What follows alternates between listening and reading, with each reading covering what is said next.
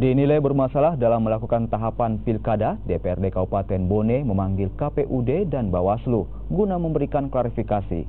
Ini dipicu lantaran ada tahapan yang berbeda bagi masing-masing pasangan calon. Dualisme tahapan pilkada saat ini berjalan di KPU Bone membuat DPRD Bone memanggil KPUD dan Bawaslu untuk dimintai keterangan. Di hadapan anggota Komisi DPRD 1 Bone, Ketua KPUD Bone, Aksi Hamzah menegaskan pihaknya akan tetap menjalankan putusan sidang memberikan kesempatan tahapan khususnya pada paslon independen Umar Madeng untuk melengkapi kekurangan berkas dukungannya selama 10 hari. Sementara paslon Tafadal yang telah ditetapkan sebagai peserta pilkada akan mengikuti tahapan pilkada sesuai tahapan secara nasional. Meski demikian, sistem dua tahapan yang akan berjalan di KPU Bone ini tidak akan saling mengganggu.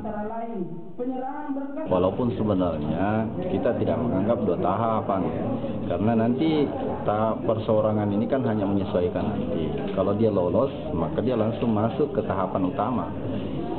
Jadi tahapan yang berbeda cuma di verifikasi yang dipindahkan akibat putusan Bawaslu. Ini kalau saya melihatkan bahwa hasil aspirasi kita dengan menghadirkan Bawaslu dengan KPU, menghadirkan Bawaslu dengan KPU.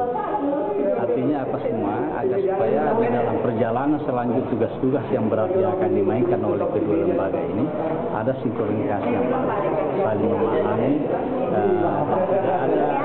tidak ada perbedaan persepsi daripada pemahaman berkaitan itu. Sebelumnya, hasil sidang Bawaslu menyatakan paslon Umar Madeng kembali dibolehkan melengkapi kekurangan berkas dukungannya. Rusminigo, Bone, Sulawesi Selatan.